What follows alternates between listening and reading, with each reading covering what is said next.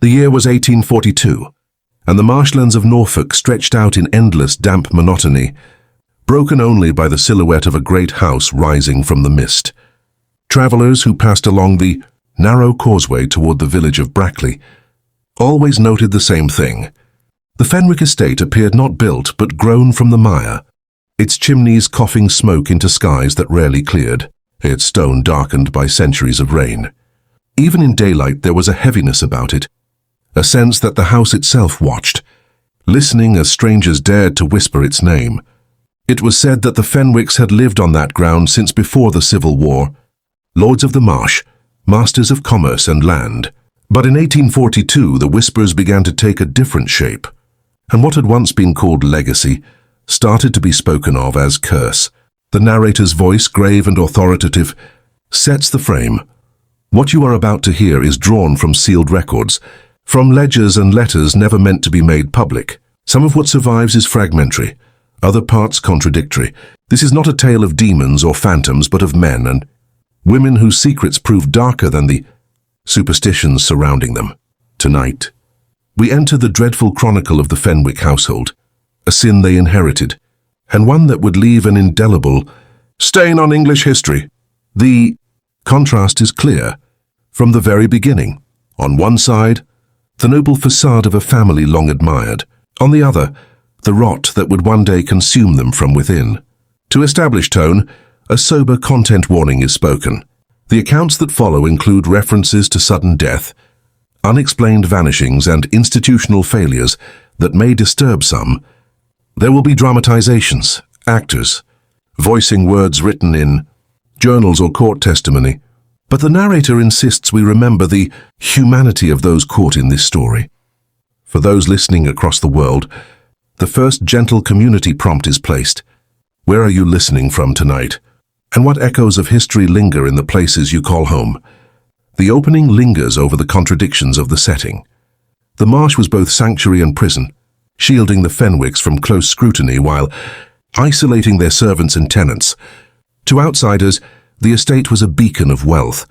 Its halls held imported books, continental wines, and silver polished so brightly it seemed untouched by time. Yet inside, an older inheritance lived on, a family legend that one ancestor had betrayed his kin for land, a deed that brought the Fenwicks their fortune but tied them forever to an unspoken debt.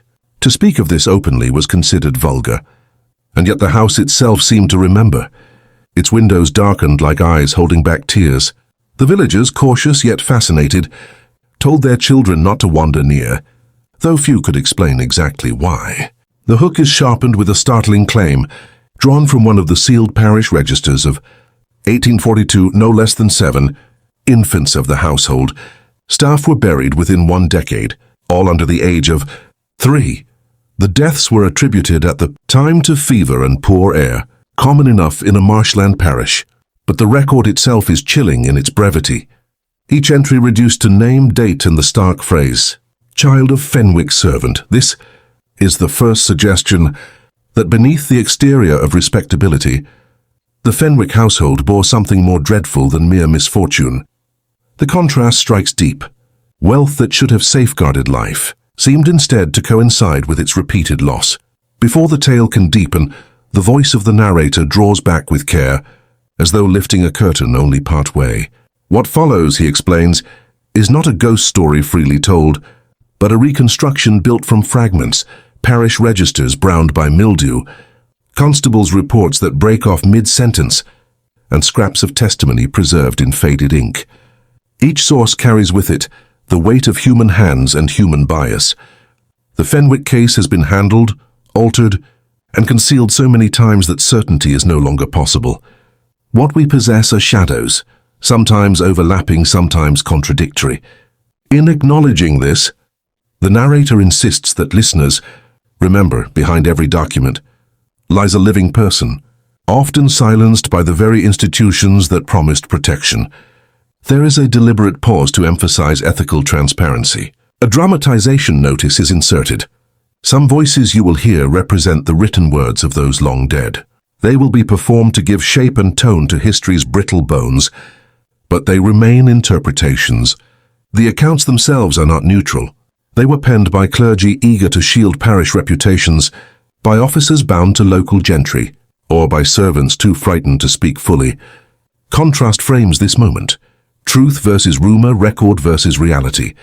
Which of these has the stronger hold? The documented page, or the whispered memory that refuses to fade? The narrator introduces the primary authority through whom much of this tale first reached daylight. Reverend Samuel Alderton, curate of St. Matthias Church in Brackley. His records, written in a careful but hurried hand, reveal a man torn between devotion and dread. On one page he describes the Fenwicks as steadfast supporters of the parish, generous in coin and provisions. On another, he pleads privately in the margin, "Lord, forgive me for keeping silence where conscience cries out." These words, never meant for public eyes, survive only because the volume was misfiled and found decades later. They form one of the earliest cracks in the facade of respectability. Again, the contrast is drawn sharp. Public piety against private unease. Beside Alderton's writings lies another artifact, the Brackley Constabulary Ledger, a leather-bound volume now brittle and incomplete. Entries concerning the Fenwicks are strangely abrupt, where incidents involving other villagers are recounted with detail. Names, dates, descriptions, the Fenwick notations are sparse, sometimes no more than a single phrase. Matter resolved. Or addressed by family. Several pages appear to have been cut neatly out, the stitching broken.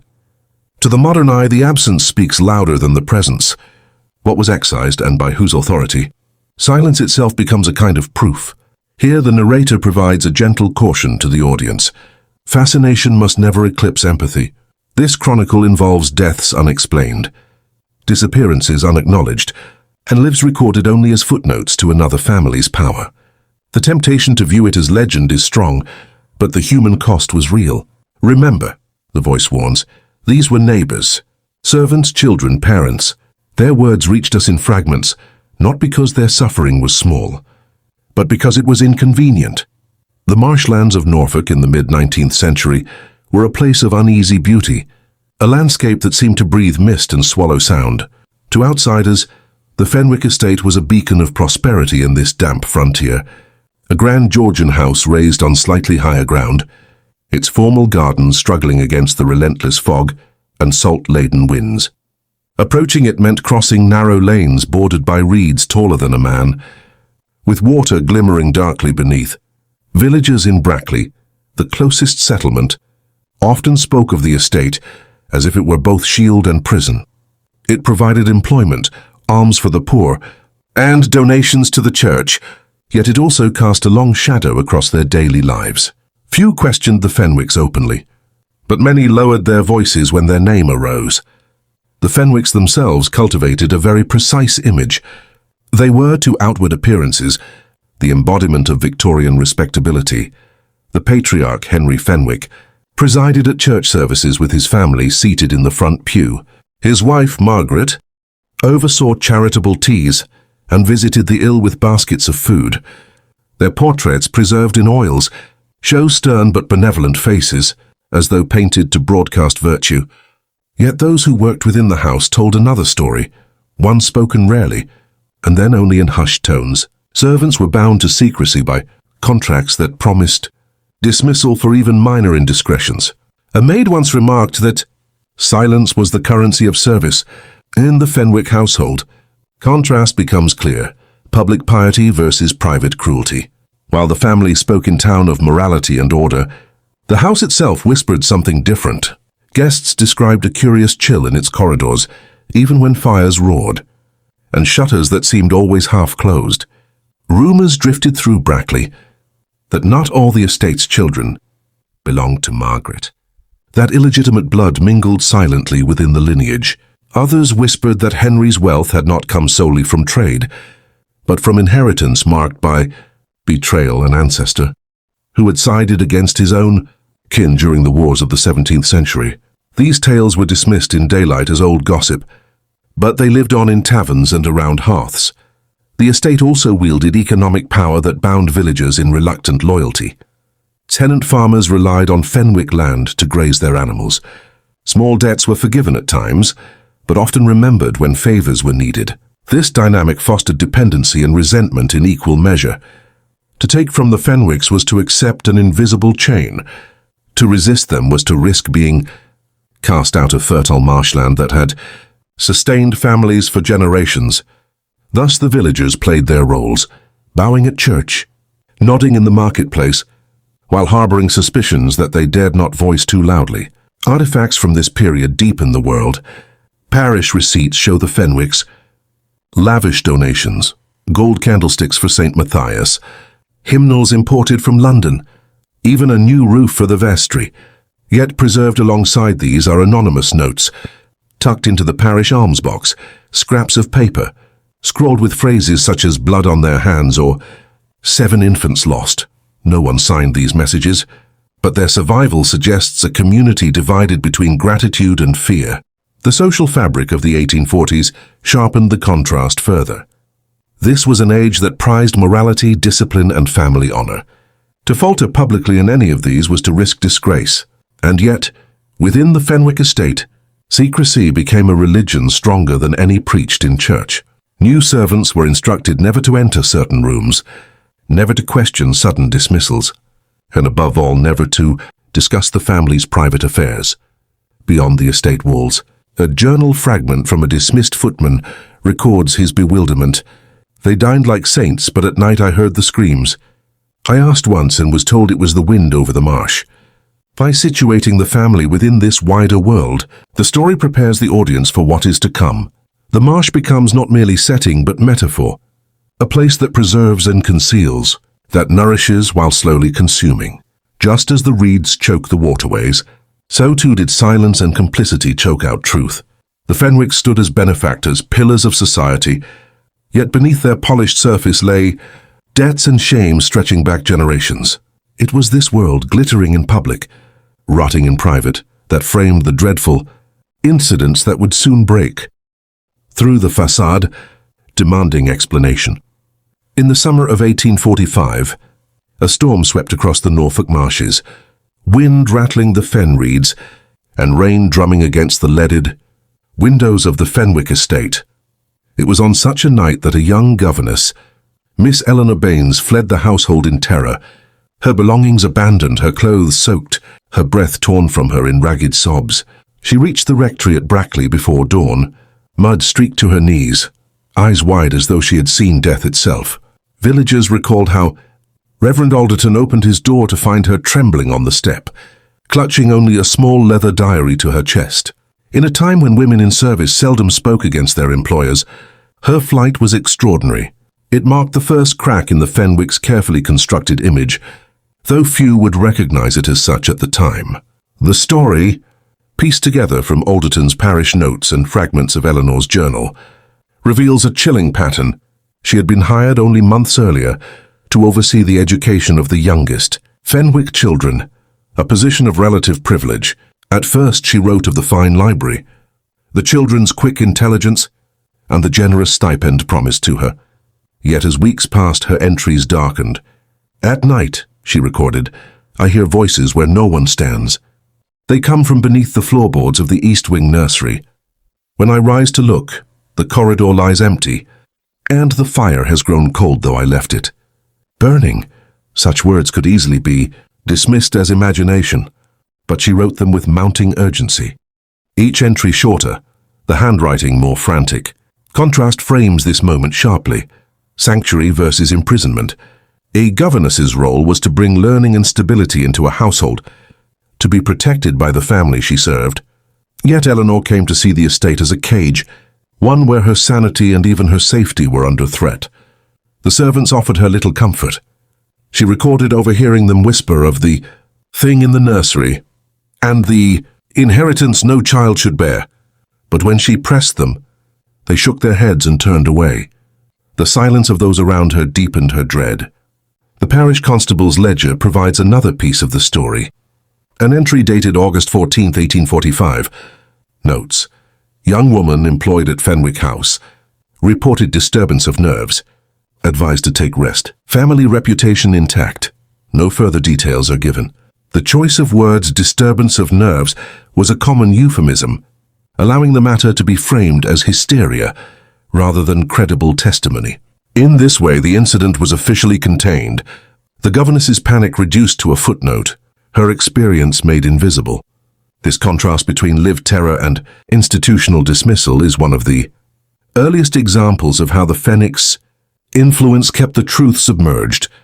The diary fragment preserved by Reverend Alderton offers a final, more harrowing glimpse. On its last written page before her flight, Eleanor scrawled, "They say he sleeps, but I have heard the chains. No child sleeps with iron at his wrists. Lord preserve me from what I have seen."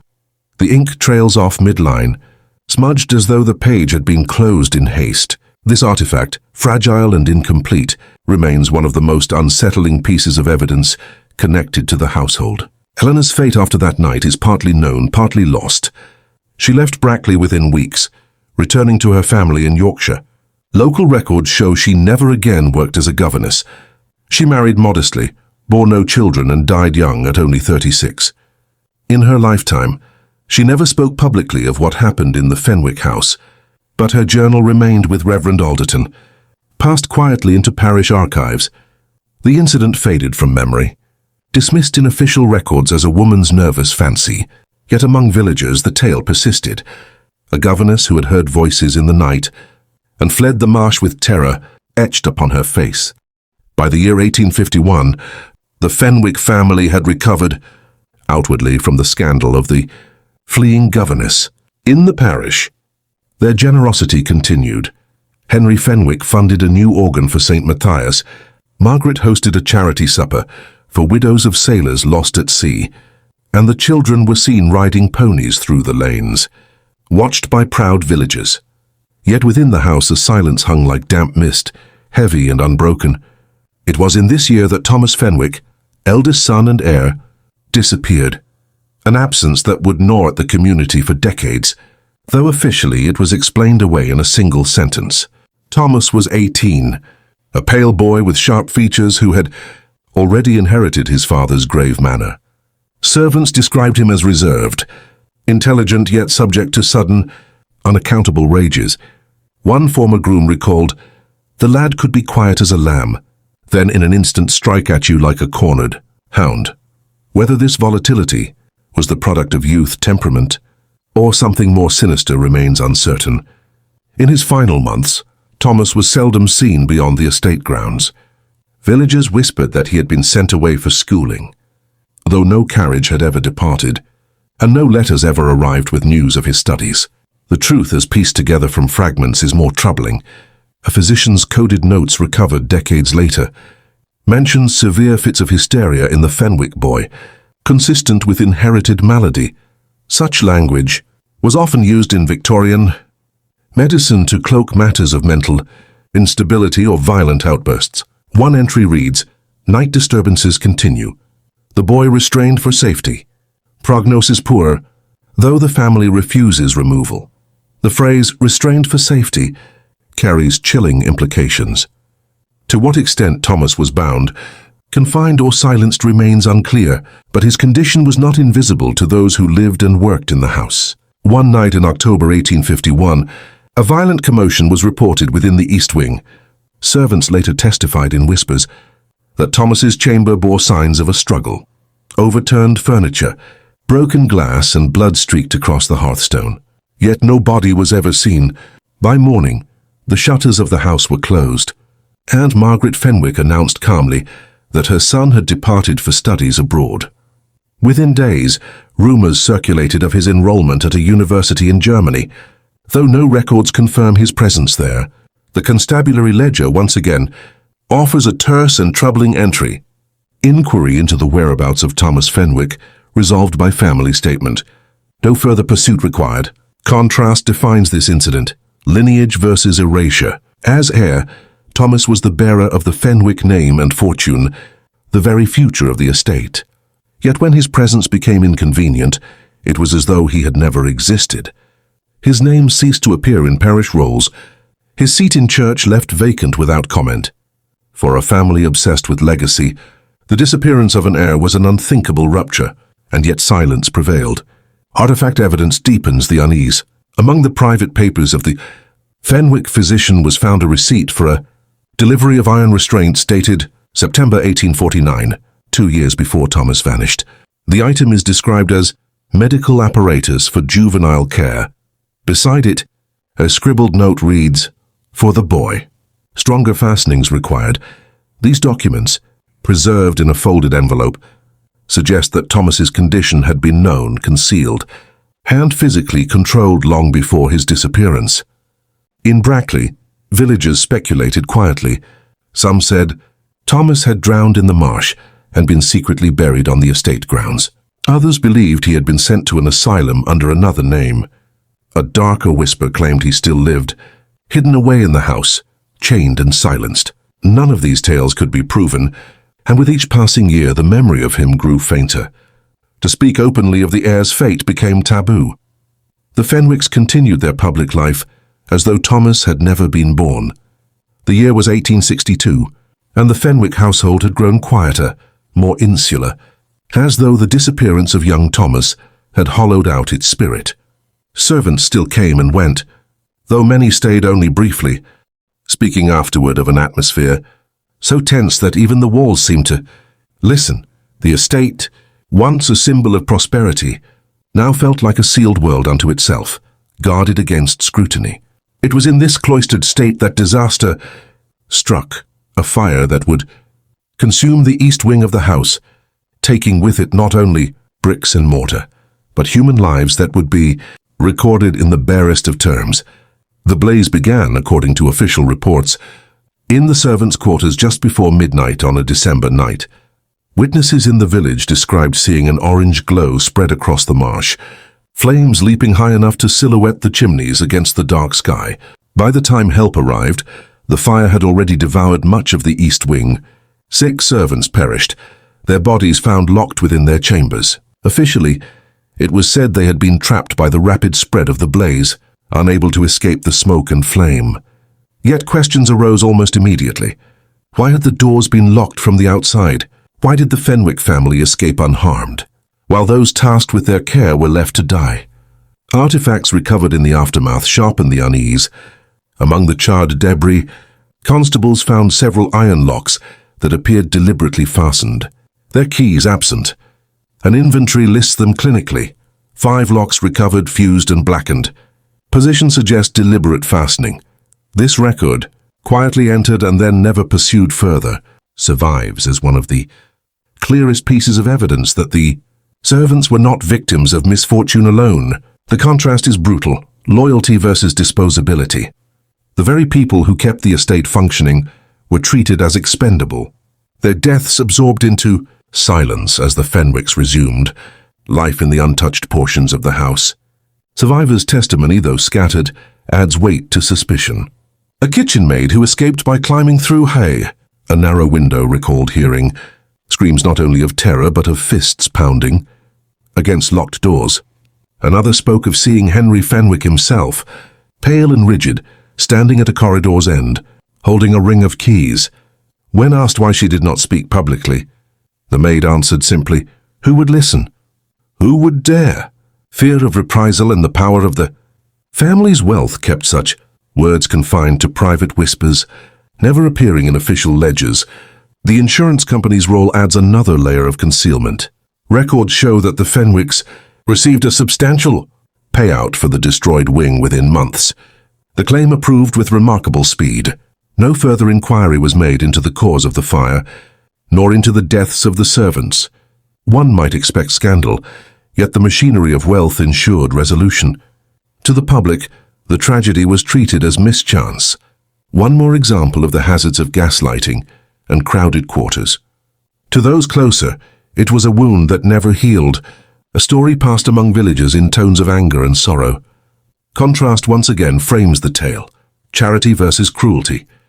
In the months following the fire, Margaret Fenwick hosted yet another parish supper, donating blankets to the poor. Her image as a benefactress remained untarnished in official memory. Yet in the same year, 3 separate families of deceased servants left Brackley altogether, unable to remain in the shadow of the house that had taken their kin. Their departure was not recorded as protest, but the emptiness they left in the village spoke volumes. The narrator brings this incident to its full weight. The governess's terror had been dismissed as hysteria, Thomas's disappearance smothered in silence. But the fire was different. It was public, undeniable, witnessed by dozens. And yet even here justice failed. The institutions that should have demanded accountability, the constabulary, the insurers, the magistrates, folded under influence, money and reputation. What should have been the moment of exposure became instead the moment of consolidation. The Fenwicks emerged scarred but intact, the East Wing rebuilt in time, the graves of servants unmarked. At this point in the story, tension rises enough for the narrator to pause and place a question, directly before the listener. Was the Fenwick curse one of blood and madness, or was it the far more earthly curse of power unchecked? And in such a place, what would you have done? Spoken out or remained silent? This serves as the mid-roll call to reflection, drawing the audience deeper into the moral landscape. The fire, far from closing the matter, became fuel for the growing belief that the Fenwick sins were not only personal but structural, inherited by each generation and shielded by every institution around them. The East Wing, once rebuilt, carried scars not visible in brickwork but in memory. The villagers said the marsh still glowed faintly on winter nights, as though the fire's reflection had been swallowed into the water. For those who survived, the tragedy was not a chapter closed, but an opening into something darker. It was no longer a question of whether something was wrong in the Fenwick household. The question was only how deep the rot went, and how many lives it would claim before the silence was broken. By 1864, 2 years after the fire that destroyed the East Wing and the lives of 6 servants, the uneasy truce between the Fenwick household and the wider community began to fracture. Whispers in Brackley grew louder. The governess who had fled nearly 20 years before, the heir who had vanished without trace, and now the charred corpses of loyal staff, all of these events layered upon each other until even the most cautious villagers could no longer dismiss them as mere misfortune. Yet still no official inquiry had taken place. It was not until the arrival of Sheriff Edmund Hardwick, newly appointed to oversee the district, that the case was reopened, if only briefly. Hardwick was not a man easily swayed by local influence.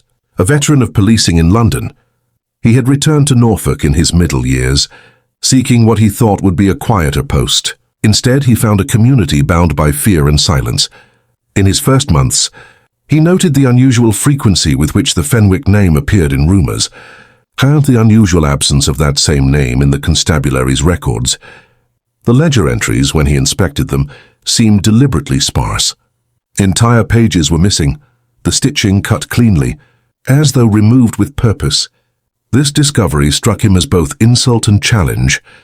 His first act was to walk the grounds of the estate. He found the rebuilt East Wing strangely pristine, its brickwork newer, sharper, standing apart from the older stone. Inside, the air was cold despite summer warmth. The servants avoided his gaze, their answers clipped and rehearsed. "The master keeps us well," one said, though her voice trembled. "We are safe here," another added, though her hands tightened around her apron.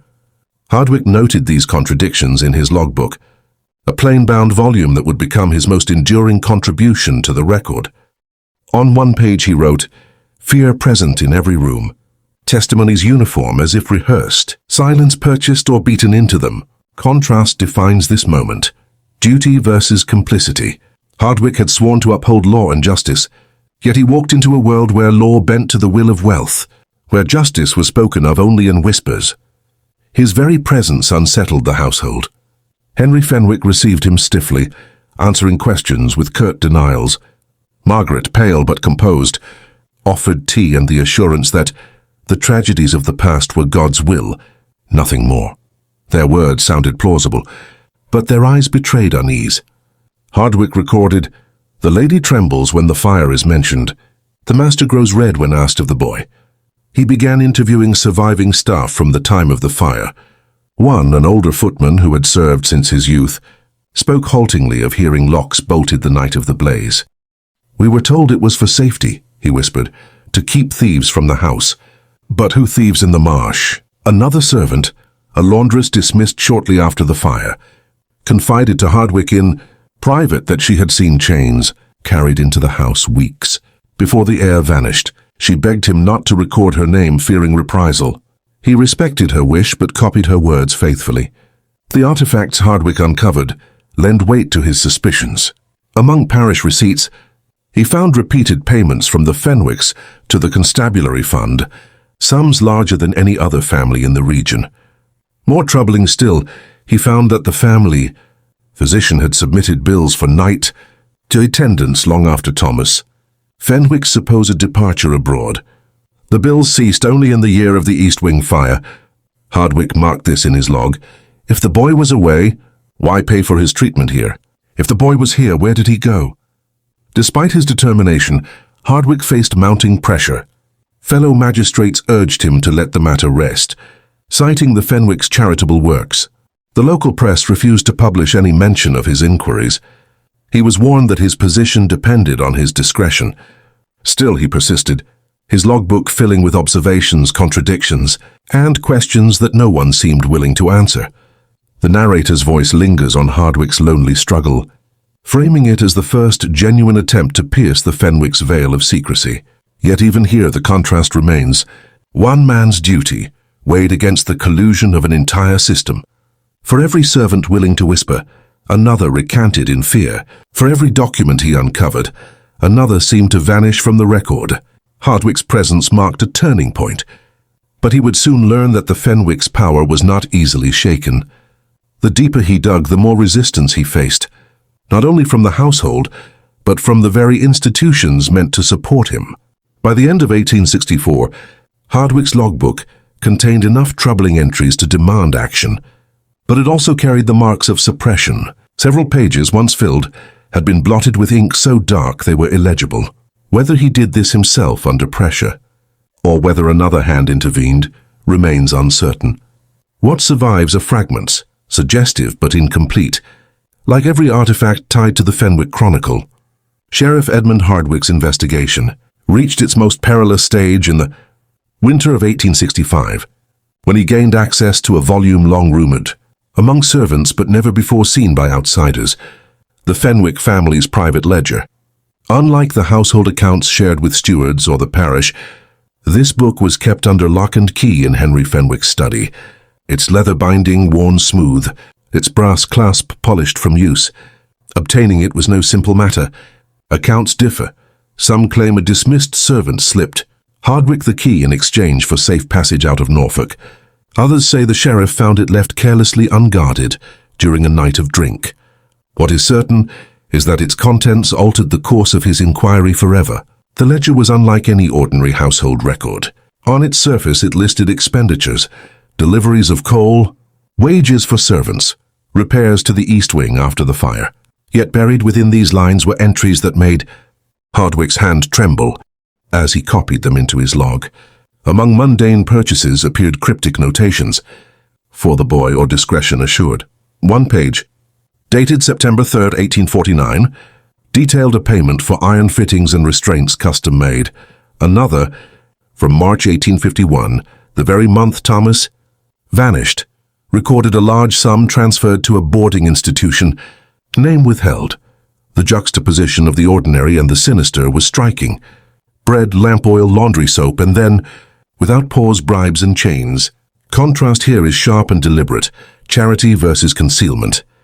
The same family that donated hymnals to the parish and blankets to the poor also funneled money into secrecy and suppression.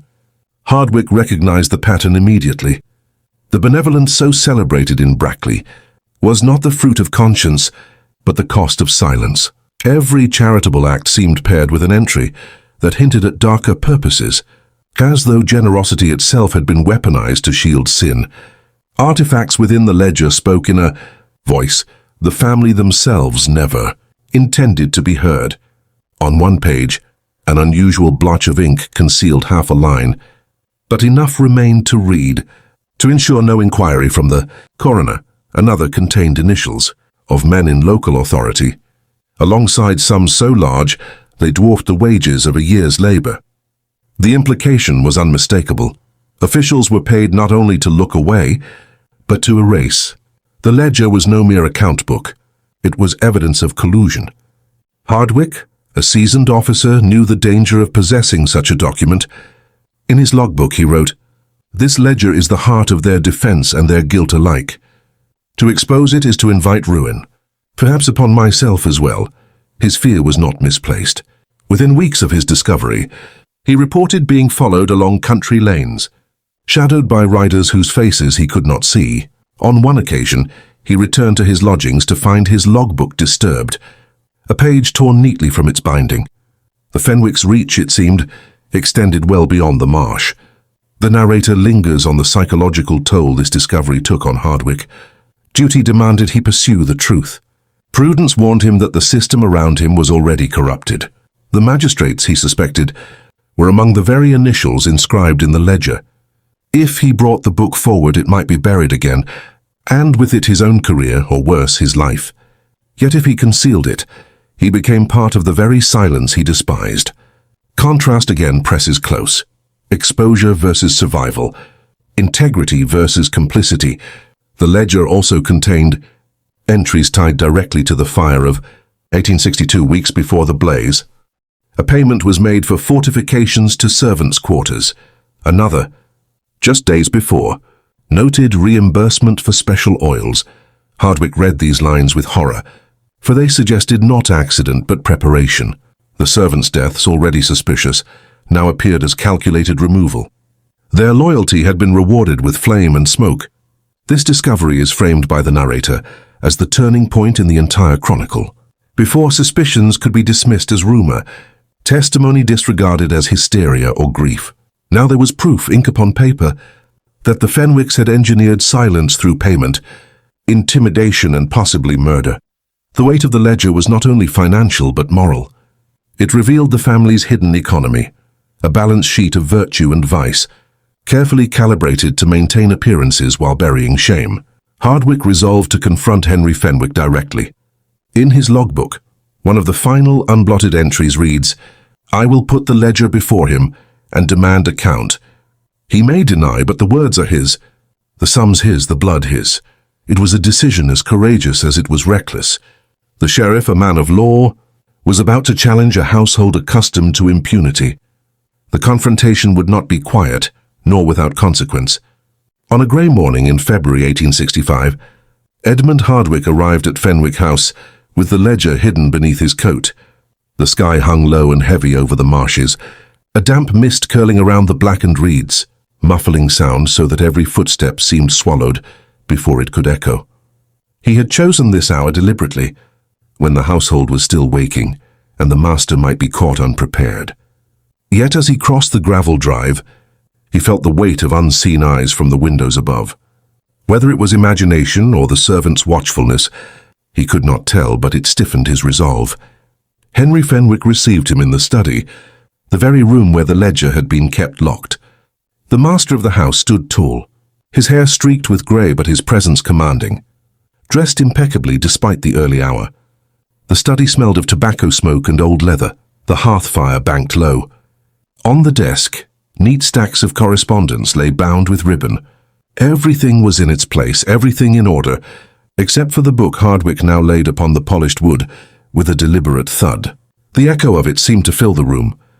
The contrast in this moment could not be sharper. Authority of law versus authority of lineage. Inked truth versus spoken denial. Henry's eyes fell upon the ledger, and for the first time a crack appeared in his controlled expression. He did not reach for it. Instead, he leaned back, his hands clasped behind him, his voice cool. "You presume much, Sheriff, bringing a man's private affairs unbidden into his own house." Hardwick did not raise his voice. He spoke with the careful measure of a man who knew his words might one day be read in court or over his own grave. "Private affairs, sir, do not usually include payments to silence coroners, nor orders for chains, nor sums sent to institutions unnamed. I ask plainly, where is your son?" The question hung in the air like a blade. Henry's composure faltered only for a heartbeat before he replied, "My son has long since gone abroad. His condition required seclusion. The family has borne it with dignity. It is not for you to stir old grief." His tone carried the authority of privilege, but beneath it a tremor lurked. Hardwick pressed further. Opening the ledger to the entry of March 1851, his finger upon the words, "This line, if your son was sent abroad, why does this payment indicate care given here? Under this very roof by your own physician." Henry's eyes hardened. That page is a forgery. A servant with too much imagination, perhaps. Do you truly think such scrawls would damn me? He moved closer, his shadow falling across the desk. The tension sharpened. For the first time, Hardwicke felt a genuine danger, not the vague menace of whispers and shadows, but the immediate threat of a powerful man cornered. From the corner of the room came a sound, the faint creak of floorboards. Hardwicke glanced and saw Margaret Fenwick standing in the doorway, pale and silent. Her gaze was fixed upon the ledger, her lips pressed tight. Henry turned sharply to her, anger flashing in his face. "You should not be here." But her eyes did not move from the book. In that silence, Hardwicke sensed an unspoken alliance, or at least a fracture within the household itself. The confrontation teetered on the edge of violence. Hardwicke later recorded in his logbook, "I believed for a moment he might strike me, or call for men to do so." His hand gripped the desk as though to steady himself or to seize the ledger. Outright. Yet Henry did not act. Instead, he spoke in a low, dangerous tone. "You think yourself brave, Sheriff, but you do not know this land. This marsh does not forgive intruders. If you continue, it will take you as it has taken others." The words were not mere threat, but invocation, as though he spoke on behalf of something larger than himself. Hardwicke felt a chill, not from the hearth, but from the weight of the moment. Here stood the embodiment of duty, holding truth inked upon paper, facing a man who carried generations of silence and sin like armor. The contrast, law versus legacy, exposure versus concealment, could not be reconciled in that room. Hardwicke gathered the ledger and rose. "If I fall, others will come. This will not remain buried." His words were steady, though his heart pounded. Margaret's eyes followed him as he left, her face unreadable. Yet there was something in her look, plea or warning, that burned into his memory. By the spring of 1865, the confrontation in the Fenwick study had spread beyond the confines of the Marshland estate and into the veins of the institutions meant to uphold justice. Edmund Hardwicke carried the ledger close, copying its most damning passages into his official log, dispatching discreet letters to colleagues in Norwich, and even as far as London. He believed that if he could spread the evidence beyond Norfolk, it might escape the suffocating grasp of Fenwick influence. But almost at once resistance rose around him, not in the form of open hostility, but in the slow, deliberate erosion of support. Contrast defines this phase of the Chronicle. One man's pursuit of truth versus the quiet machinery of systemic suppression. Each authority he appealed to seemed to wither beneath unseen pressure. The magistrates of Norwich sent polite refusals, claiming jurisdictional limits. A coroner, once eager to assist, withdrew abruptly, writing only, "Circumstances compel me to recuse myself. Pray do not press further." Even Hardwicke's constables, men who had once shown loyalty, now offered excuses, feigned illness, or asked to be reassigned. The sheriff had not been formally accused of misconduct, yet his reputation seemed to darken overnight, as though whispers moved faster than facts. Letters returned to him unopened or worse, tampered with. One he had sent to the Home Office in London was returned with the seal broken. The pages inside crudely altered. Words in his own hand appeared to confess incompetence, even madness. He recognized them as forgeries. Yet the implication was clear. Someone had the power not only to intercept, but to rewrite his message. Hardwicke's logbook records his fury. "My voice is stolen, my truth bent. The ledger burns in my pocket, yet I'm made to seem a liar." The narrator emphasizes the suffocating pressure of institutional failure, the way silence spreads not through overt threats, but through polite refusals, administrative delays, and convenient forgetfulness. For the viewer, the contrast of ideals is stark. Law imagined as incorruptible, now revealed as pliant to wealth and fear. Hardwicke's role becomes tragic, a solitary figure trying to fight an entire apparatus that has already chosen its side. In Brackley itself, the mood shifted ominously. Villagers who had once whispered encouragement now crossed the street to avoid him. The inn where he often took supper served him cold meals and shorter credit. Parish sermons spoke vaguely of those who sow division in pursuit of pride. Some nodded toward Hardwicke without naming him. The community, bound by dependence on Fenwick patronage, began to see the sheriff not as protector, but as disturber of order. Artifacts from this period are particularly telling. Among Hardwicke's surviving notes is a small scrap of parchment, edges burned, recovered from his lodgings after a suspicious fire broke out in his study. On it, only half a sentence remains. "If they erase me, remember the ledger is the key." This fragment, charred but legible, has been preserved in county archives, a relic of a man fighting not just a family, but an entire system eager to silence him. The escalation reached its peak in May when Hardwicke attempted to convene an official inquiry. Notices were printed, witnesses summoned. Yet on the morning of the hearing, the courthouse doors remained locked, a guard stationed at the entrance declaring that no proceedings had been scheduled. Hardwicke's petitions vanished from the record, as though they had never been filed. That evening, he returned to his chambers to find his logbook disordered again, pages torn free. His reaction, recorded in one of the final intact entries, "'Tis chilling. They will unmake me line by line, page by page. The ledger alone remains incorruptible. If I vanish, let it speak." Here the narrator slows, drawing attention to the psychological toll. The once practical officer now wrote with a fatalistic edge, aware that he was being cornered, his career dismantled, his allies stripped away. The suppression of his efforts framed him not as hero but as outcast. To the Fenwicks this was victory, truth contained, dissent neutralized. To Hardwicke it was confirmation, that he stood at the brink of something far darker than personal corruption. The institutions meant to protect justice had not merely failed, they had colluded, their silence purchased, and their records reshaped. By the summer of 1865, Edmund Hardwicke understood that the slow machinery of petitions and hearings had collapsed beneath the Fenwick's weight. If he were to bring the truth forward, it would not be through the courts, but through a direct and dangerous act. In July, he gathered 2 remaining constables, still willing to stand by him, young men from outside Norfolk, untainted by the family's influence. Together, under cover of night, they set out across the marsh with a single purpose: to seize further proof from the heart of Fenwick House before it could be destroyed. The marshland was treacherous, its reeds whispering with every step, the fog dense enough to swallow lantern light. Hardwicke carried the ledger inside his coat, but what he sought was something more tangible: records, correspondence, perhaps even remnants of the boy, Thomas, whose fate had become the obsession of his inquiry. He believed that within the walls of the East Wing, rebuilt after the fire, some trace still remained. The contrast here is sharp, light of duty against the suffocating dark of complicity. A small band of officers against a household whose silence had silenced an entire county. They reached the house shortly past midnight.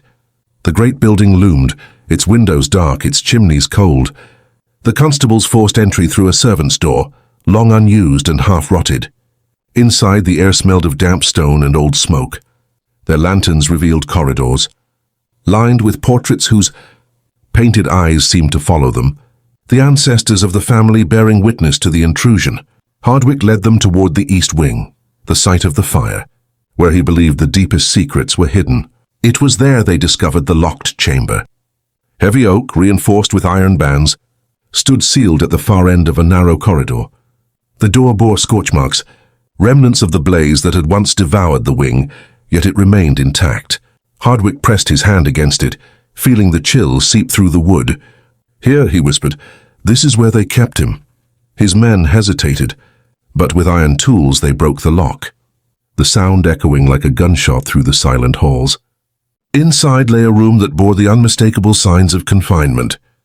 The walls were bare stone, the floor uneven, and in one corner stood the rusted remnants of iron fittings, the kind ordered in the ledger years before. Chains hung limp from the wall, their ends scarred by wear. A small pallet of straw, long rotted, suggested years of occupation. More chilling still, the faint scratchings on the stone. Lines carved by desperate hands, some forming crude shapes, others tallying days or months. One mark stood apart, shakier but legible. "I am still." The constables recoiled, one muttering a prayer. Hardwick knelt, tracing the etchings with his fingers, his breath unsteady. This was no rumor, no entry in a ledger. This was living proof that Thomas Fenwick had been imprisoned by his own blood. The sheriff's log later described the moment. The walls themselves bore his testimony. Here was the voice they tried to erase, scratched into stone by a hand no longer free. But discovery was not triumph. Even as they stood in the chamber, footsteps echoed through the corridors, heavy, deliberate, approaching fast. Lantern light flickered from the hall. The household was awake, alerted perhaps by servants or by some uncanny awareness of intrusion. Hardwick ordered his men to gather what they could: a fragment of chain, a piece of straw mattress, a loose stone etched with tally marks. The constables obeyed, stuffing the relics into their coats. The confrontation was immediate. Henry Fenwick himself appeared, flanked by armed retainers. His face was pale with rage, his voice sharp enough to cut. "You dare violate my house! You desecrate the memory of my son with your fantasies." He gestured, and his men moved forward, weapons raised. The constables drew their pistols, hands trembling. The study confrontation had been words and threats. This was flesh and steel, the thin line between law and violence about to snap. Hardwick stood firm, the ledger in one hand, his revolver in the other. "I have seen the room, Henry. I have seen the chains. I have seen the proof you cannot bury. Do what you will. But the truth is no longer yours to—" "Silence," his words carried, not just defiance but the weight of finality. The room's existence had shifted the balance. What had been rumor was now fact. The standoff lingered in agonizing silence, lantern flames flickering in the stale air. Margaret Fenwick appeared once more, drawn by the commotion. She looked upon the broken chamber door, her face drained of color. This time she did not speak, but the tears in her eyes betrayed more confession than words ever could. Henry's fury faltered when he saw her, but only briefly. His command followed, cold and resolute: "Remove them." What happened next is told in fragments. One constable claimed they fought their way clear, retreating across the marsh under fire. Another account insists they were allowed to leave, but only after, surrendering most of what they had gathered, keeping only the ledger concealed beneath Hardwick's coat. Whatever the precise truth, all agree that the sheriff escaped with his life, but barely. His logbook, however, ends abruptly within weeks, suggesting that his reprieve was short-lived.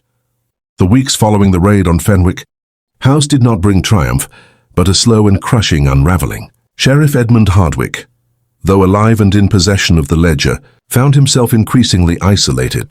The constables who had accompanied him into the East Wing chamber submitted contradictory reports under pressure, one insisting they had found nothing but an empty room, the other describing the discovery only in hesitant, fragmentary terms.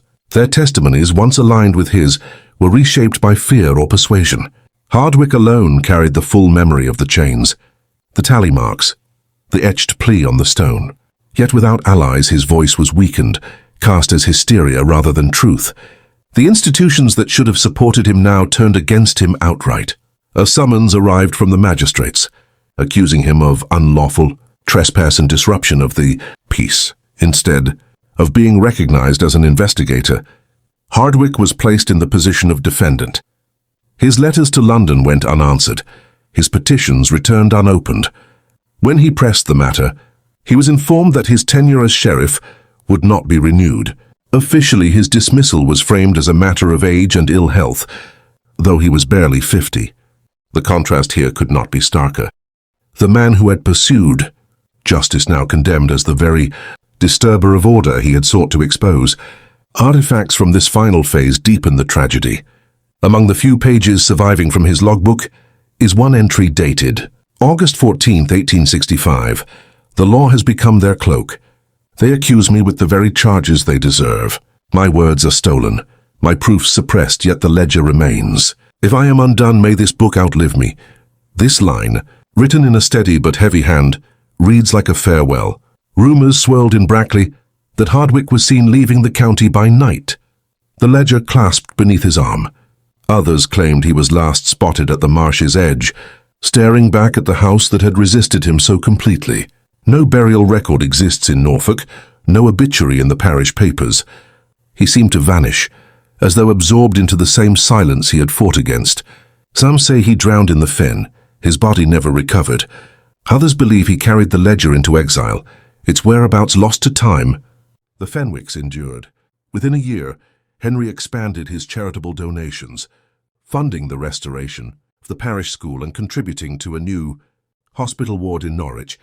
His reputation, though briefly clouded, was burnished by these acts of benevolence. Margaret withdrew further from public life, rarely seen beyond the estate. Her health said to have declined. The chamber in the east wing was sealed once more, its door rebuilt, its memories swallowed. The contrast is bitter, generosity displayed outwardly, while sins remained entombed within their walls. By the close of the decade, the story of Thomas Fenwick had become little more than a whispered, cautionary tale among servants and villagers.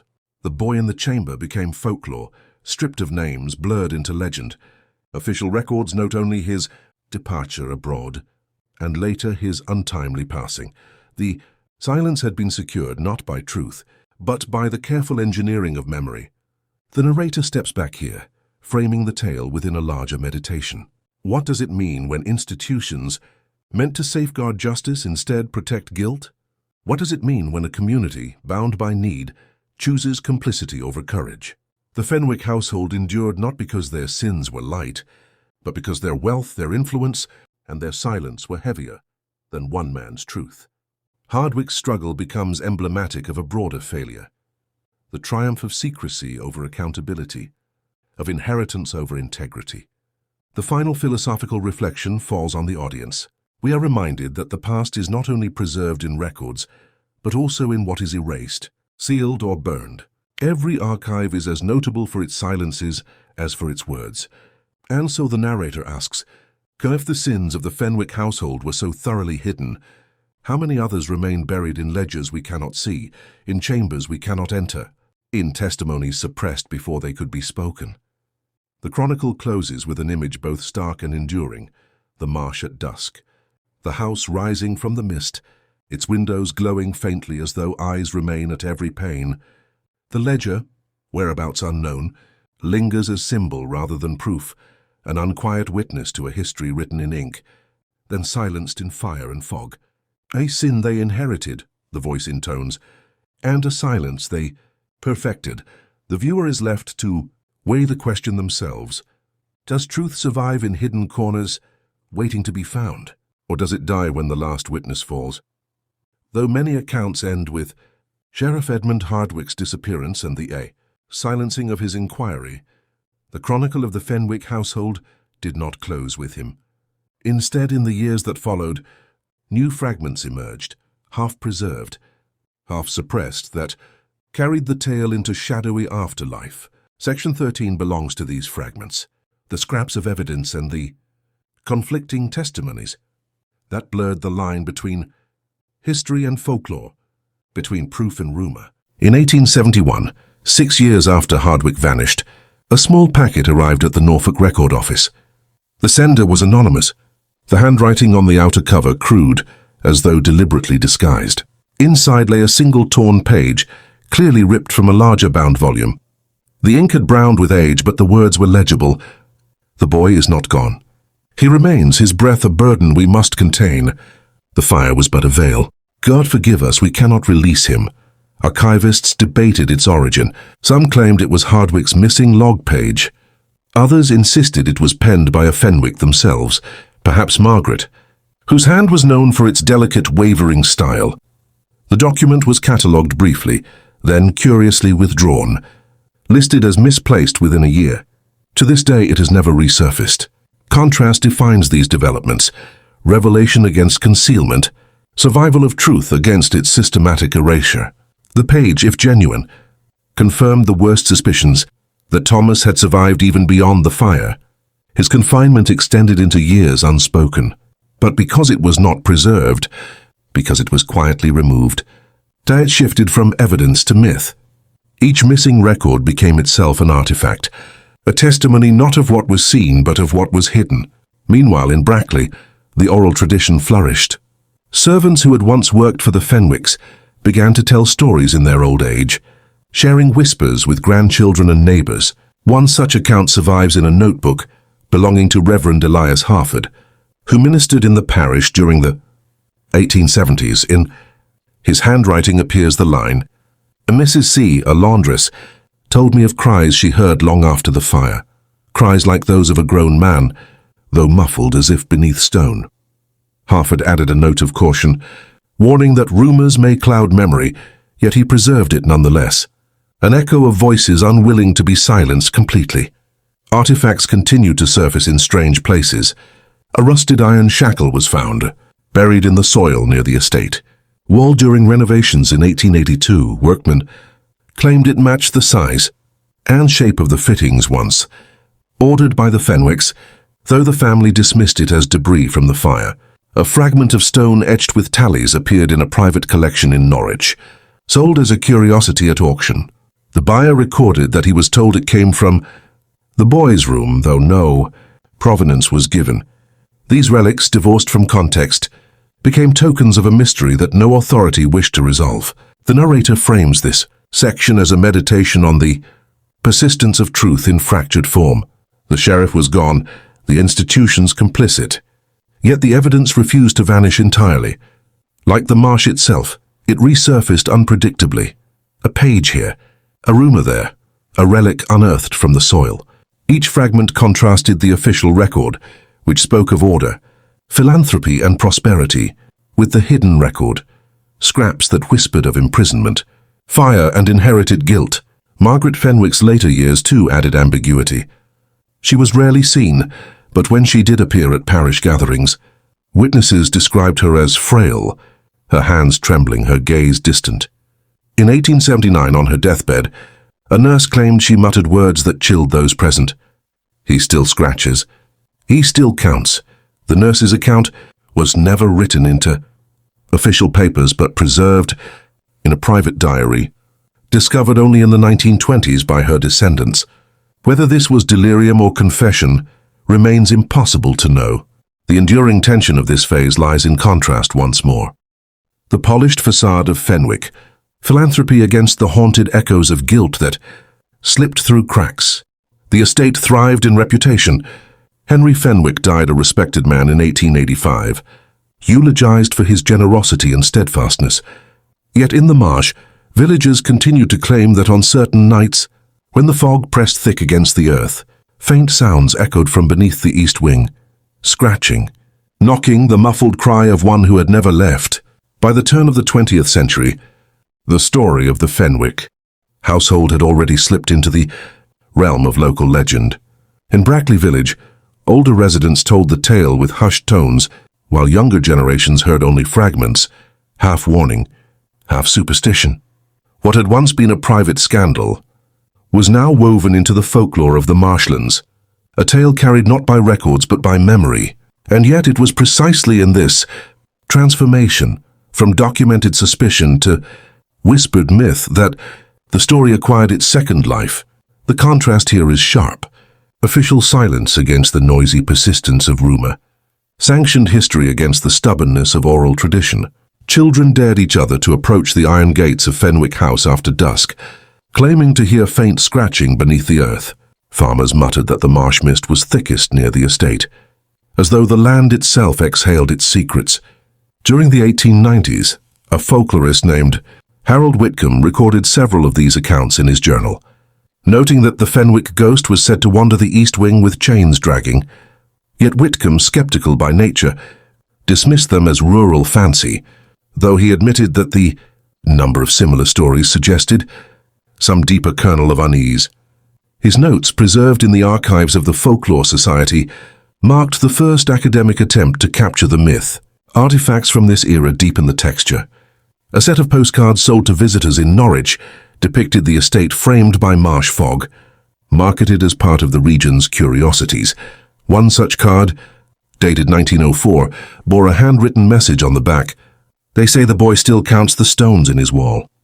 Each tally a year, each scratch a life, wasted. Whether this was tourist embellishment or a true echo of local belief is uncertain, but it illustrates how the Fenwick story moved beyond Brackley, becoming a regional curiosity and, In some circles a profitable attraction, the contrast sharpened, tragedy commodified, suffering turned into entertainment.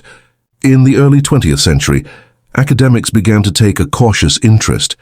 In 1912, Professor Lionel Graves, a historian of family estates, published a paper in which he referenced the Fenwicks obliquely, noting, in certain houses, the grandeur of lineage has been bought at the expense of private sins so carefully hidden that they become the marrow of local folklore, though he never named them outright. His correspondence, later discovered in university archives, revealed that he had studied the Fenwick case directly, consulting what little remained of Sheriff Hardwick's writings. Graves concluded that the boy in the chamber was most likely apocryphal, a symbol of guilt passed down rather than a historical figure. Yet his letters betrayed doubt. In one he confessed, "There is too much smoke here for no fire at all." The villagers, however, did not reduce the tale to symbol. For them it was visceral, immediate. Oral accounts from the 1920s describe families avoiding the marsh after sunset, claiming that livestock refused to graze near the east boundary wall. One elderly woman, interviewed by a regional newspaper in 1927, recalled working as a maid in her youth. She described being forbidden from entering the east wing and hearing "woo," a low tapping from behind the paneling, like knuckles on wood. The paper printed her account in a sensationalist column titled "Ghosts of Norfolk Marshes," further cementing the Fenwick name as part of supernatural lore. The contrast here becomes generational. Older voices speaking with fear, younger ones mocking the story as entertainment. In this tension, the Fenwick Chronicle acquired its modern ambiguity. Was it history suppressed or ghost story invented? Each academic, each folklorist, and each villager approached it differently. And in the gaps between their interpretations, the truth grew increasingly obscured. Meanwhile, the estate itself changed hands. With the last Fenwick heirs dying childless in the 1930s, the house was sold to a London industrialist who sought to modernize it. Renovations brought new discoveries: bricked-over doorways, sealed cellars, and in one chamber, a wall etched with strange indentations. The builders dismissed these as the marks of tools or old scaffolding. But one recorded in a letter to his wife. There were scratches there, long and deliberate, not random. It looked like counting. This letter, preserved in a family collection, provides a haunting continuity across decades, suggesting that the whispers of tally marks, once dismissed as rumor, were rooted in physical fact. By mid-century, academics revisited the Fenwick story once more, this time in the context of haunted houses of England. Scholars debated whether the myth reflected collective guilt, economic tensions, or pure invention. Yet amid these interpretations, the artifacts, scattered letters, postcards, journal fragments, and whispered testimonies remained. They were never wholly dismissed, nor ever fully embraced. By the 1950s, the Fenwick story had become more than a local curiosity. It had attracted the attention of institutions. Archivists, historians, and even government offices began to encounter the case, not because they sought it, but because the fragments, Hardwick's scattered notes, stray letters, whispers in university circles kept resurfacing. It was at this point that the Chronicle shifted into a struggle not merely between truth and rumor, but between revelation and suppression. Section 15 belongs to the archives, the places where memory is meant to be preserved, but where, in this case, silence was curated as deliberately as preservation. The Norfolk Record Office holds an entry dated 1953, noting a request for materials concerning the Fenwick estate and surrounding lands. The applicant was unnamed in the surviving index, though annotations suggest it was a graduate researcher from Cambridge preparing a thesis on rural philanthropy. Curiously, the file does not contain any documents relating to Fenwick House. Instead, a penciled note in the margin reads simply, "Restricted by order, 1939. This is striking, for no legal case or ongoing investigation is recorded in the area at that time." To restrict materials concerning a defunct family estate suggests a deliberate intervention. Someone or some group choosing to withhold rather than reveal. The contrast here is piercing. Archives meant to preserve history instead became mechanisms of silence. In a room lined with parchment and binding twine, the absence of records spoke louder than their presence. This is what makes the Fenwick case distinctive. Not just the cruelty whispered in its walls, but the systemic effort to erase the trail that might have confirmed it. More evidence of institutional obstruction emerges in correspondence uncovered decades later. In 1961, a historian named Dr. Constance Hale wrote to a colleague about her experience in the Norfolk archives. Her letter survives in a private collection and reads in part, "There are gaps, deliberate ones. The Fenwick holdings are listed in the 1874 County Index, yet when I requested them, the clerk brought only receipts and parish rolls. I asked after the sheriff's ledger, which I had been told was once here. The clerk leaned in and said, 'That book is no longer ours to give.' He refused further explanation." Hale's testimony suggests that Hardwick's ledger, or at least knowledge of its existence, persisted into the mid-20th century but was actively withheld from researchers. Artifacts from this period underscore the sense of institutional failure.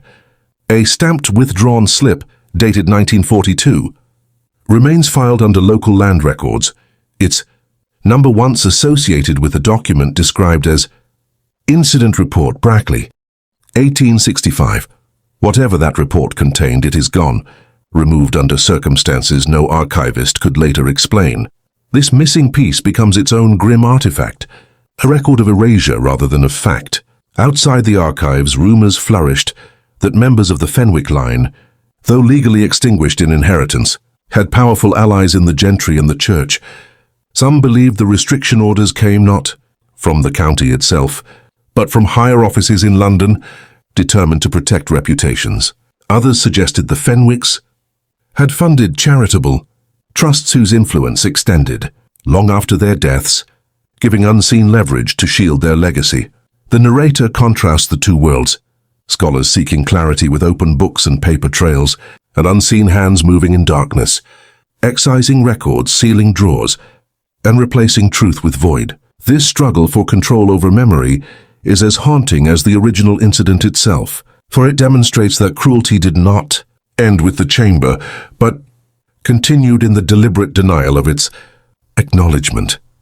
Even so, fragments escaped suppression. In 1967, a Norwich journalist published a series titled Secrets of Norfolk's Haunted Houses. Though heavily sensationalized, one installment recounted a child kept beneath stone by a family of wealth. The article mentioned Hardwick by name, citing a lost sheriff's ledger as its source. Within weeks, the paper received a formal notice demanding a retraction. The journalist refused, but his editor quietly pulled the series and never revisited it.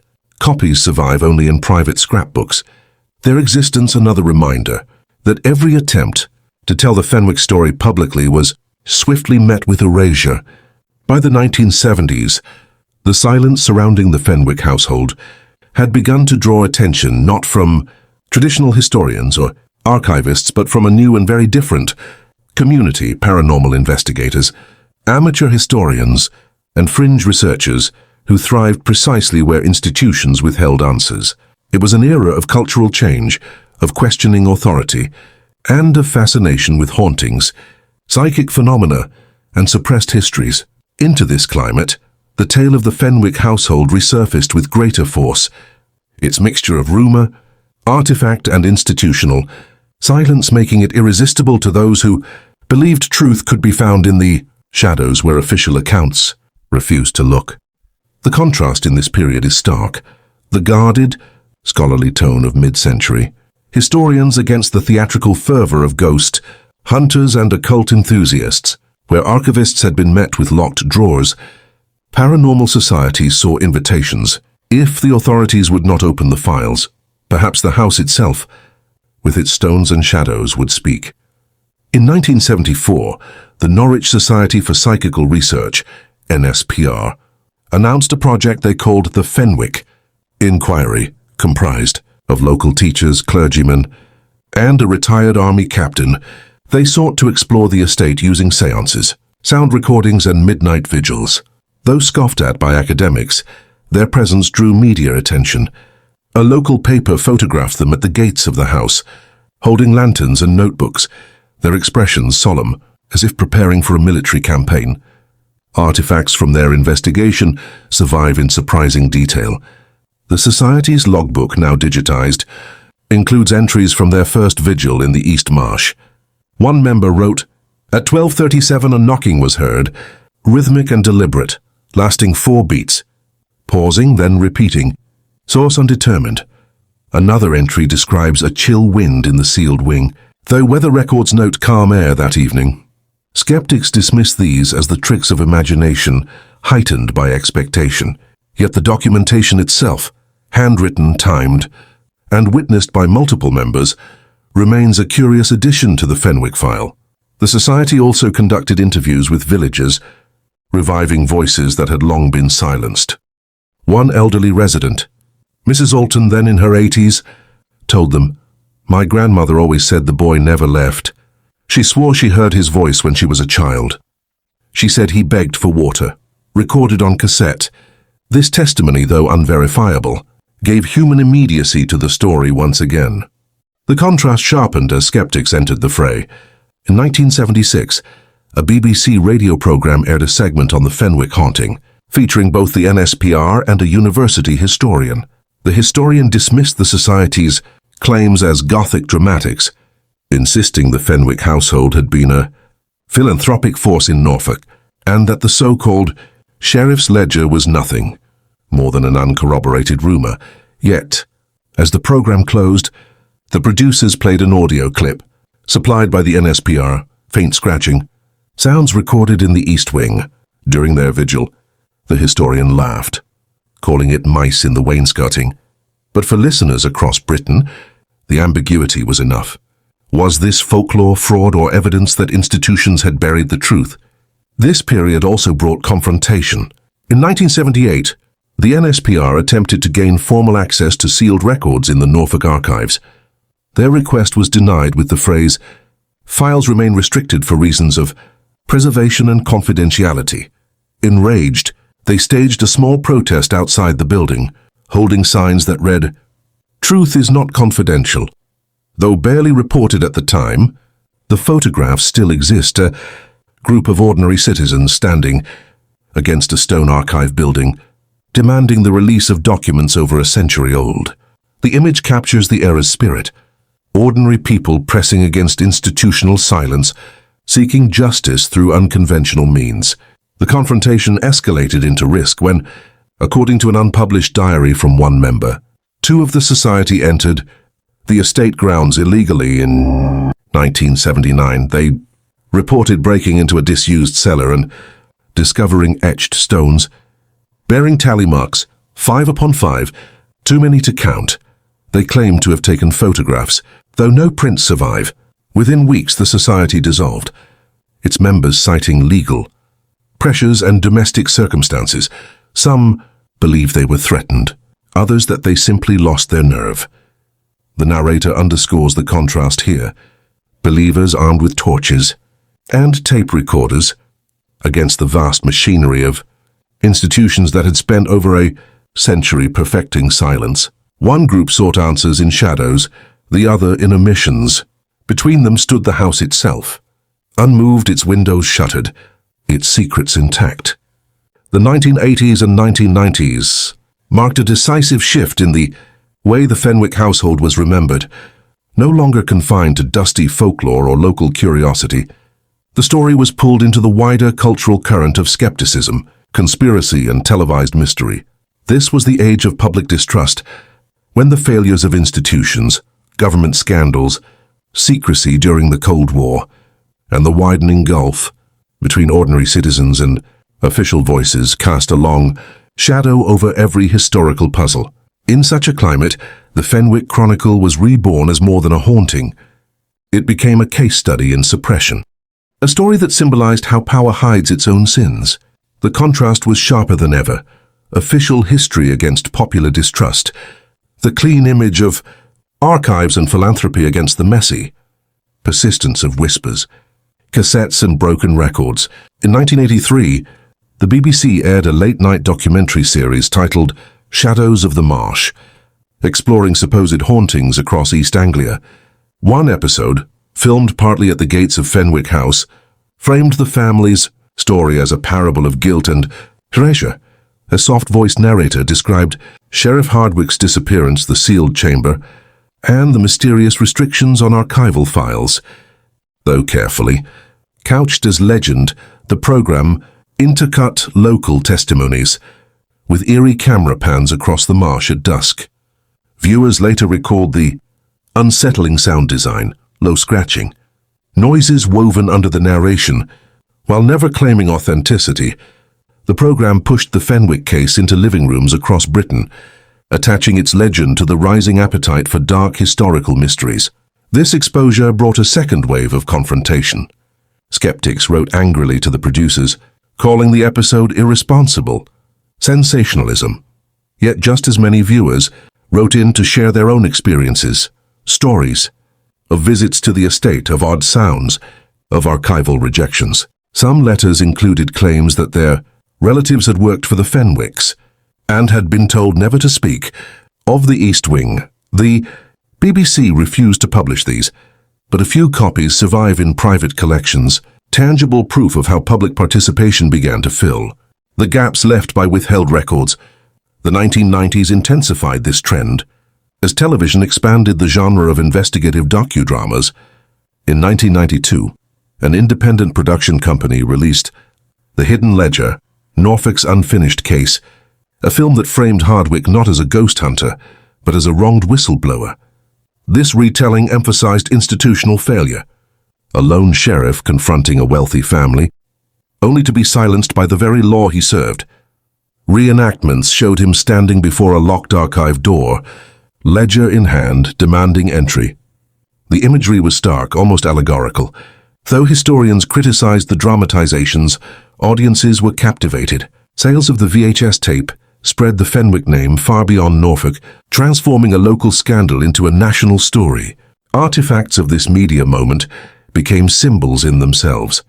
Bootleg copies of the documentary circulated in universities and private paranormal societies. Faded posters promised The Boy in the Chamber, Truth or Hoax, and sold tickets to late-night screenings. Newspapers printed skeptical reviews, but could not resist including the chilling phrase, "He still scratches, he still counts." The story had crossed over. What began as oral legend was now a cultural phenomenon, reshaped for modern consumption. Yet alongside popularization came a darker consequence. Suppression grew more aggressive. In 1995, a freelance researcher named Alan Rudd claimed he had discovered a reference to the sheriff's missing ledger in a London catalogue. Days later, his access was revoked, and the reference itself vanished from the digital index. Rudd gave a furious interview to a tabloid, insisting, "They don't want this story told. The more you pull at it, the more they hide." The article was mocked. Yet within the underground culture of conspiracy, Rudd became a kind of martyr figure, proof that the Fenwick case was not only a ghost story but a live controversy in the politics of secrecy. The contrast at this stage could not be missed. On one side stood the institutions, insisting the case was nothing more than a legend, a tale inflated by imagination. On the other stood an ever-growing public, convinced that the very act of suppression proved guilt. The Fenwick household was no longer just a house in Norfolk.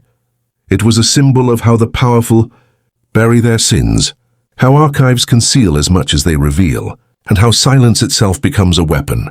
With the turn of the millennium, the Fenwick story entered yet another transformation, one that neither Sheriff Hardwick nor the villagers of Brackley could have imagined. The rise of the internet reshaped how history was remembered and how mysteries were pursued. Where institutions once held exclusive control over archives, and television producers mediated folklore for mass audiences, now amateur researchers, message boards, and digital communities became the custodians of the Fenwick Chronicle. In this new era, the story was no longer bound by geography. It spread from Norfolk to a global audience, carried by keystrokes and hyperlinks. The contrast was sharp.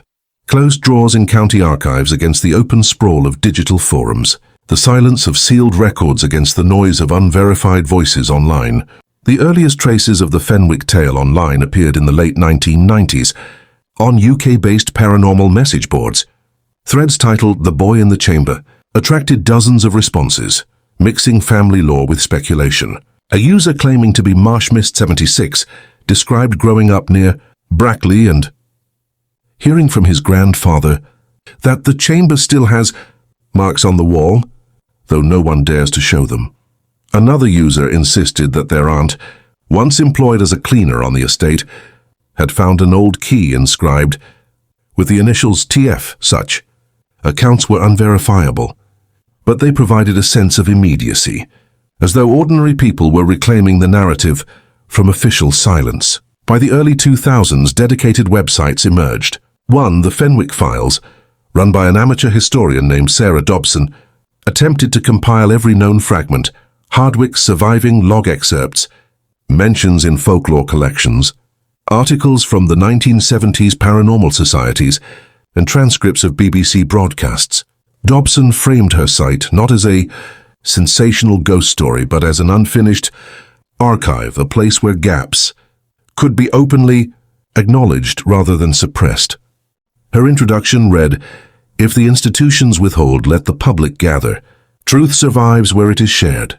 The site gained traction, drawing readers from outside Britain who had never heard of Fenwick House, but were fascinated by its mixture of cruelty, silence, and haunting. Artifacts of the digital era multiplied rapidly. Scans of postcards from the 1900s, photographs of the bricked-over East Wing, audio rips of the NSPR's cassette tapes, all circulated freely online.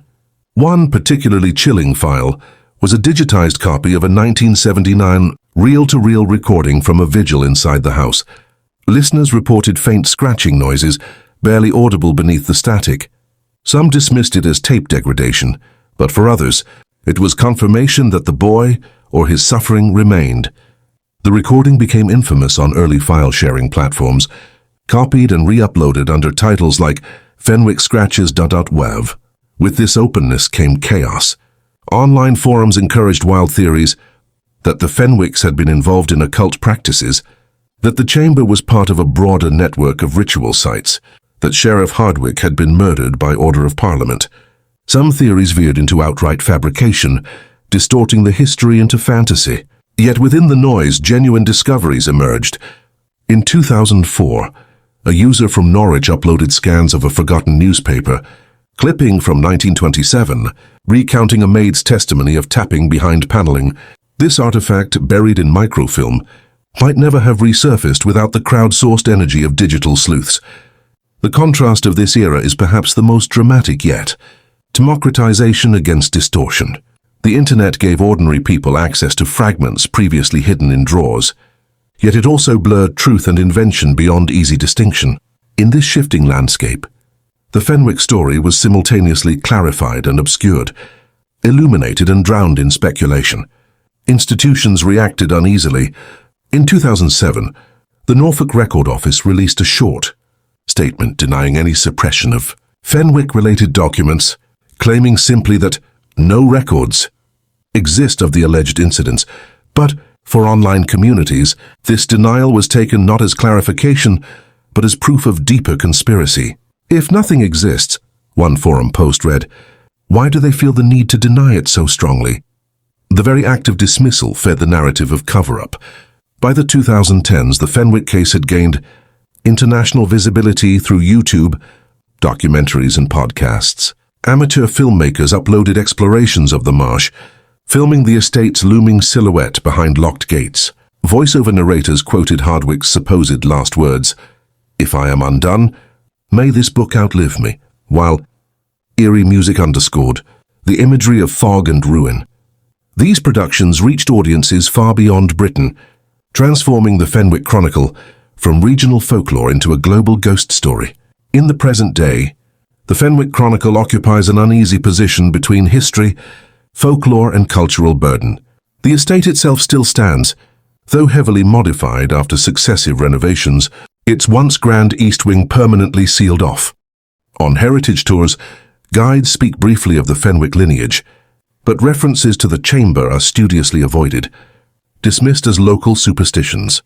Yet outside those gates, the story continues to press forward, driven not by ghost hunters or dramatists alone, but by archivists, ethicists and descendants, wrestling with the moral weight of what it means to inherit both privilege and silence. The central contrast of this era is accountability versus denial.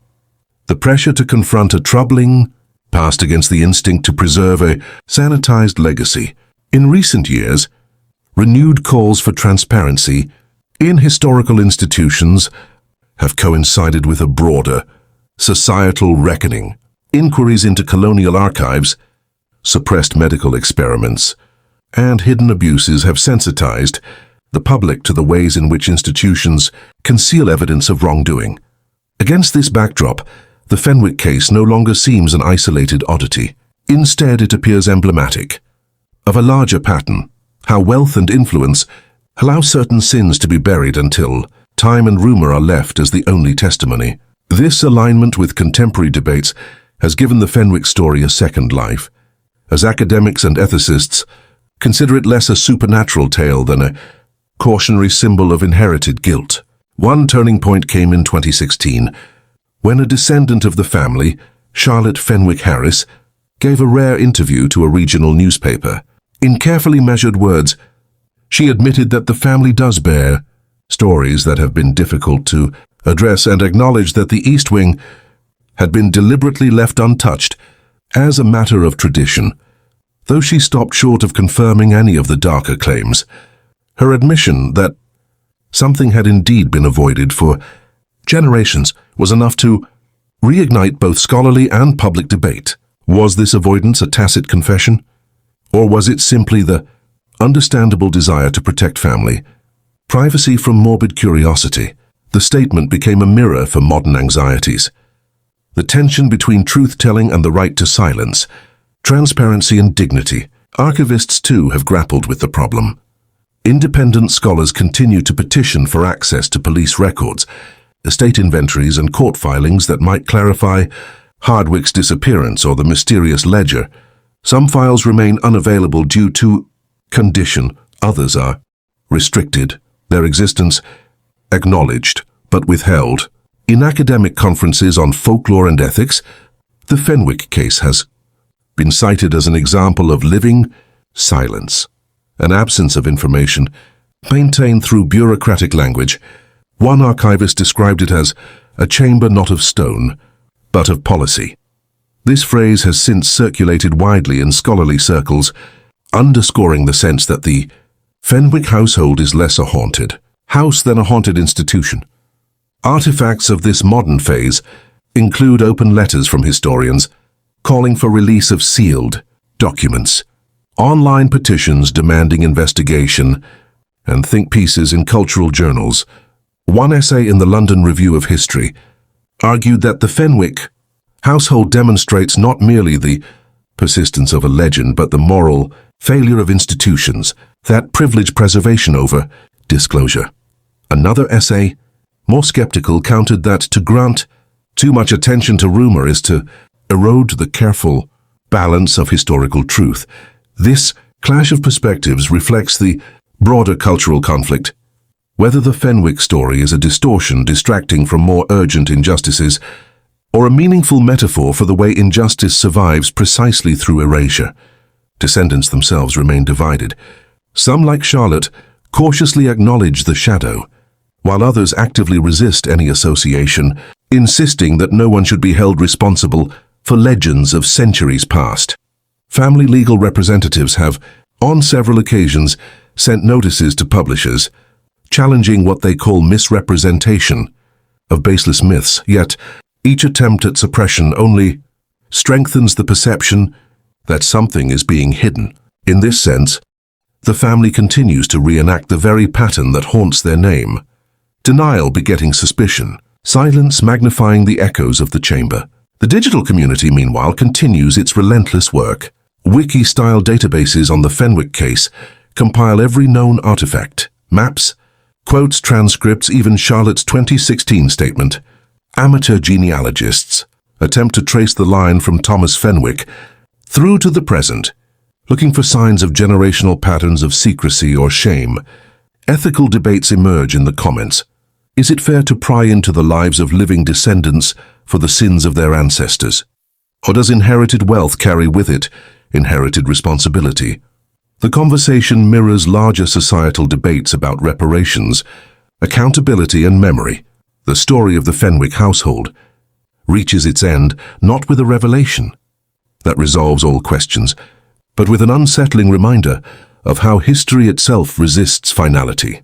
Every document we have studied, every testimony repeated, every rumor recirculated has led us deeper into the marsh of ambiguity, where certainty sinks and only echoes remain. The sheriff's missing ledger, the bricked chamber, the scratched marks whispered about in hushed tones. None can be proven beyond doubt, yet none can be erased from memory. What we are left with is not a clean verdict, but a meditation on how silence itself can become the most enduring form of inheritance. The final contrast here is permanence against forgetting.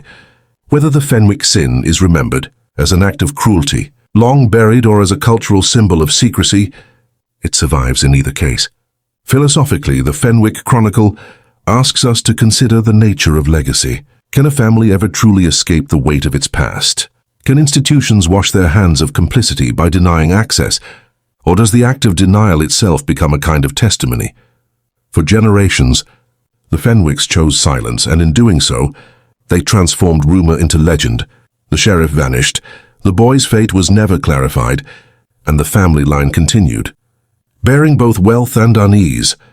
In this, the Fenwick case reflects a broader human truth, that sins, whether proven or suspected, are not simply confined to the actors who commit them, but ripple forward, staining descendants and shaping communities long after the act itself. Ethically, the tale demands caution. It would be irresponsible to assert with confidence what cannot be verified. Perhaps no boy was ever sealed in the chamber. Perhaps Sheriff Hardwick fell victim to unrelated misfortune. Yet to dismiss the story entirely would also be irresponsible, for its endurance reveals truths about how societies process trauma, conceal wrongdoing, and pass judgment across generations. The Fenwick household stands as both a mystery and a mirror, an unresolved case that reflects back our own anxieties about justice, memory, and accountability. Artifacts, whether authentic or not, reinforce this mirror. The faint scratches recorded on tape, the ledger fragment attributed to Hardwick, and the censored catalogue reference, all may be contested, but their very existence testifies to the hunger for proof in the absence of clarity. They show how humans reach for documents, sounds and objects to anchor our fears, even when certainty cannot be grasped. In this way, the Fenwick story is less about ghosts and more about the human compulsion to leave and to find traces of truth. The institutional failure embedded in this story is equally instructive. Whether by deliberate suppression or benign neglect, authorities failed to provide closure. Their silence created the vacuum in which legend thrived. And perhaps this is the real haunting of Fenwick House, not a boy's spirit trapped in brick, but the echo of institutional silence itself, reverberating across centuries, eroding trust. The lesson here extends beyond one family or one house. It warns us of what happens when those with power choose concealment over transparency, when archives become vaults of secrecy rather than instruments of truth. And so we close not with a solution but with an invitation. To the audience who has walked through these 20 sections, who has listened to the unfolding of rumor, artifact, denial, and resurgence, the question is simple and impossible. What do you believe? Is the Fenwick household guilty of an unspeakable cruelty passed down as silence? Or is the story itself the cruelty, an invention, that condemns descendants for sins that may never have existed? This is where the narrative leaves us, in the tension between skepticism and belief, erasure and endurance. In that space, the Fenwick Chronicle fulfills its grim purpose. It unsettles, it refuses closure. It confronts us with the truth that some inheritances cannot be escaped. Whether the boy in the chamber was real or imagined, his story survives because it serves as a warning. The sins we inherit, whether through bloodlines, Institutions or cultures remain with us until we name them, confront them, or choose to let silence define us. What do you think lies behind the bricked wall? Is it nothing but air and rumor, or the echo of a sin so dreadful that denial became the only way to survive it? Tell us what you believe and where you are listening from, because perhaps the Fenwick Chamber is not only in Norfolk, perhaps it is in every place where silence has been chosen over truth.